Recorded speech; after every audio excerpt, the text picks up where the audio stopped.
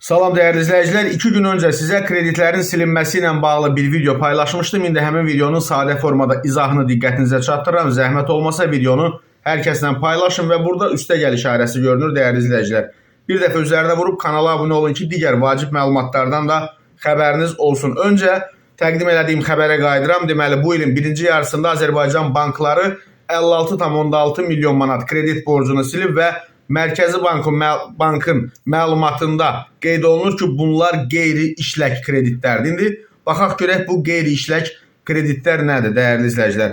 Deməli, qeyri-işlək kredit odur ki, faizinin hesablanması dayandırılmış, yaxud əsas məbləğinin və ya faizinin ödənişi müqavilədə nəzərdə tutulmuş müddətlərdən 90 gün, 3 ay və ya daha çox gecikdirilmiş, faizi deməli kapitallaşdırılmamış və ya yeni kredit kimi rəsmiləşdirilmiş, yaxud faizinin ödəniş müddəti uzadılmış kreditlər, habelə faizinin ödəniş müddəti 90 gün və ya daha çox gecikdirilmiş overdraftlar, dəyərli izləyicilər, qeyri-işlək kredit adlanır. Bəs bu overdraft sözü nədir? Onu da qısaca diqqətinizə çatdırım. Overdraft həm fərdi, həm də biznes hesablarında istifadə olunan bir kreditləşmə növüdür və bu zaman bank müştərinin hesabında vəsait çatışmazlığı olduqda müəyyən həddə qədər əlavə vəsaitlə təmin edərək onun ödənişlərini həyata keçirməsinə icazə verir.